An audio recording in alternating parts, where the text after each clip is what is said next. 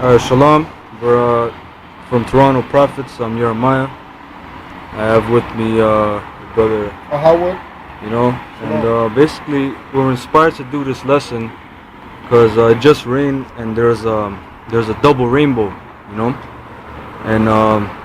that's spiritual basically, because after it tells you, get that in Genesis 9 about the bow after the rain, because you got these homosexuals, right? They use the rainbow as a symbol of homosexuality, as on their flag, which is abomination, and that's the symbol of the Most High, maybe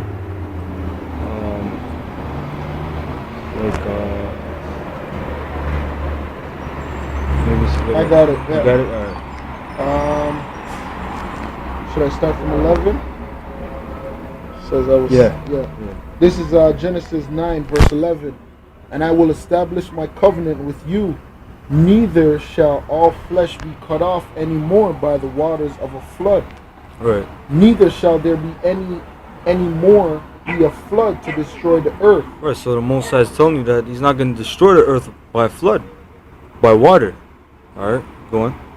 And it says, and Yahweh said, this is the token of the covenant which I make between me and you. Right. So it's like a token, means a symbol, a sign. So when after it rains, you always see what? You see a rainbow, which is a bow that comes after the rain. That's a token. Okay, go on. And Yahweh said, this is the token of the covenant which I make between me and you, right, and every living creature that is with you for perpetual generations. Right. So mean continuous generations, forever. Right. Says, I do set my bow in the cloud, and it shall be for a token. Right, the bow, which is the rainbow, comes after the rain. Right. Yeah. Of a covenant between me and the earth. Right. And it shall come to pass when I bring a cloud over the earth, that the bow shall be seen in the cloud. And I will remember my covenant which is between me and you and every living creature of all flesh. Right. And the waters shall no more become a flood to destroy all flesh. Right, so there's gonna be no more water to destroy the earth as there was in the days of Noah. All right, and then I took pictures of the bow, and you'll see it in post production, and you'll see it was a spiritual token, man. And there's really a double bow. There's two bows, and that's a sign, man, because the scriptures tell you that Most High is gonna show that it's a time of the end by what? By signs. Is that it? No, there's more. All right. It says, and the bow shall be in the cloud, and I will look upon it, that I may remember the everlasting covenant between Yahweh and every living creature of all flesh that is upon earth. Right. And Yahweh said unto Noah, this is the token of the covenant which I have established between me and all flesh that is upon earth. That's right. Yeah. All right. Can I get a scripture? Peter, beautiful. Yeah, I was gonna call that. Yeah, this is 2 Peter 2 and 5. And it says, and spared not the old world, right, but saved Noah, right, the eighth person, a preacher of righteousness, bringing in the flood upon the world of the ungodly, and turning the cities of Sodom and Gomorrah into ashes, condemned them with an overthrow, making them an example unto those that should live ungodly. That's right. And since you're there, you get chapter 3. You know which one. Yeah, so these people in the world today, they live by what? Everything opposite to the scriptures. They live by homosexuality, alright, by bestiality, calling that which is good evil and calling evil good. So the Most High is gonna come visit these people, man, in a rough way. 3 and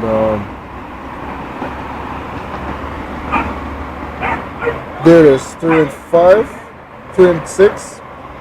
Yeah. 3 and 6. Yeah, 3 and 5 you can start. Okay. This is 2 Peter chapter 3, verse 5.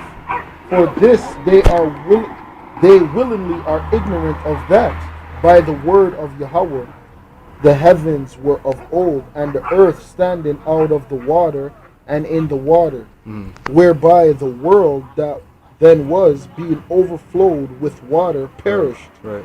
But the heavens and the earth, which are now by the same word, are kept in store, reserved unto fire against the day of judgment and perdition of ungodly men. That's right. So this day is reserved unto fire, man. And what's the fire? The missiles, right? The thermonuclear destruction that's gonna come. Con. You know, because there's a balance, isn't there? Yeah. There's always a balance. You have two sides to the story. Con. And what's the opposite of water? It's fire. It's fire.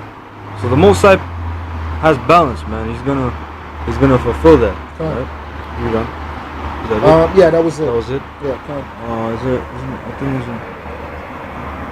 Yeah. Can you get 2nd Ezra 9?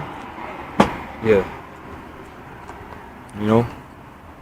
Because basically, I want to bring this out too, right here, right? This is from the sun. You know.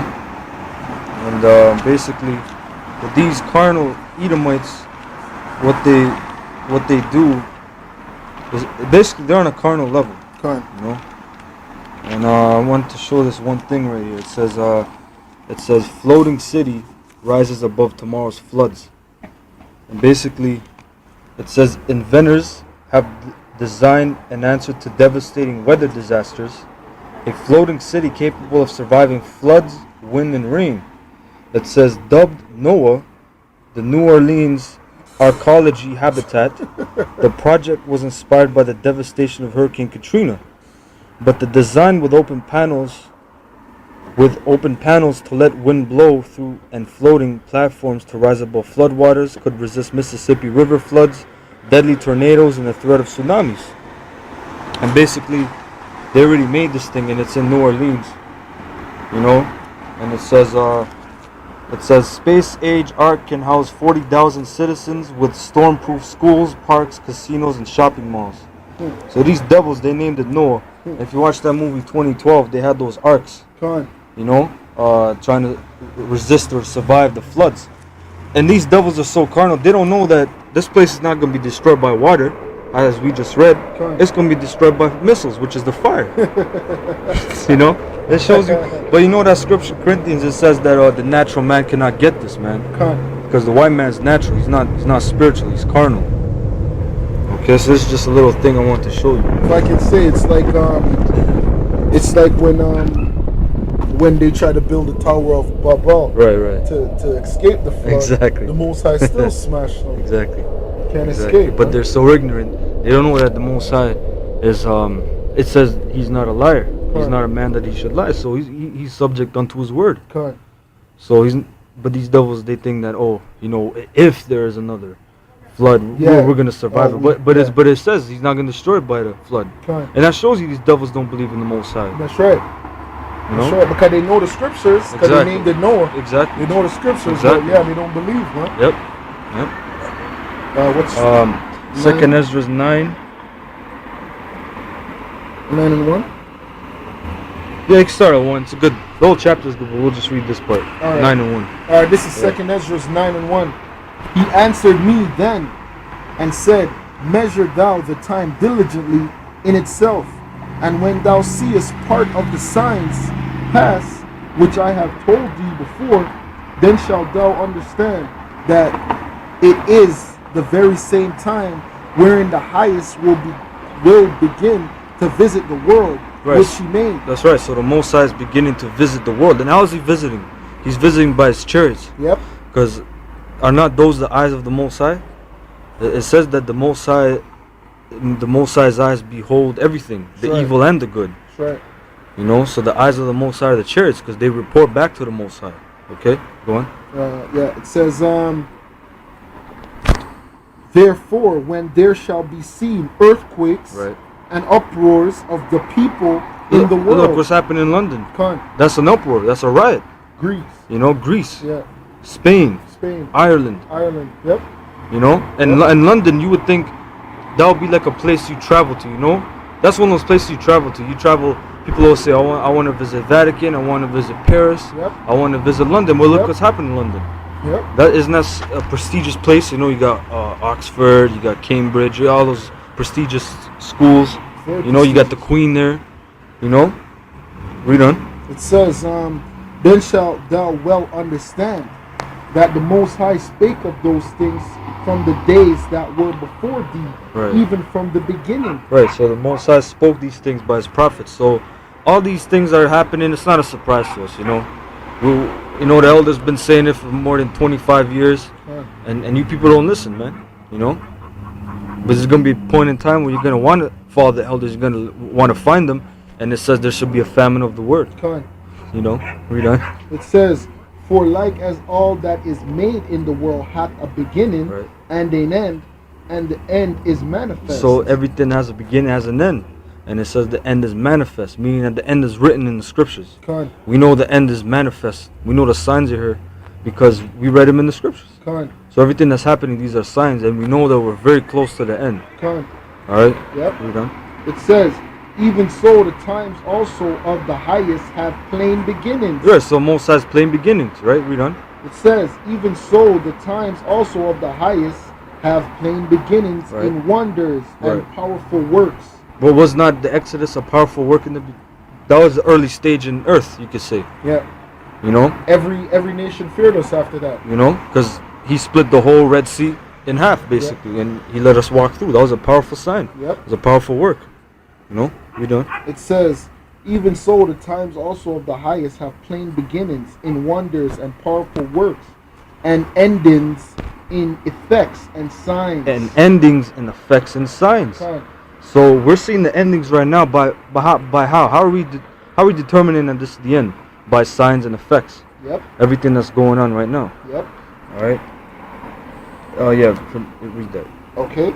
And it says, and every one that shall be saved and shall be able to escape by his works. By his works. So the elect will be able to escape by his works. So you brothers on the streets, you have to continue to be on the streets, and you got to further push this gospel. You have to do the works, man. Did not James say, or Paul write to James that faith without works is dead? Okay, read on. And by faith, whereby ye have believed, Right.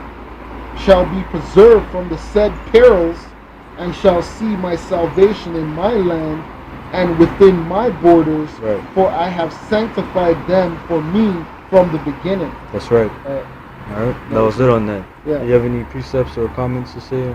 No. You know? Yeah. That was, So with that, we say shalom and all praises to Yahweh Bashem Yahweh Shai, man. You know, for giving us this truth and letting us see the signs. All praises to Yahweh You know? Hashem Yahshua. And double honors to the elders, great millstone. Yep, double honors. And there's some other signs. Yeah, someone about to and, die. and you brothers keep pushing the truth out there. You know, we're almost at the end. All right, shalom.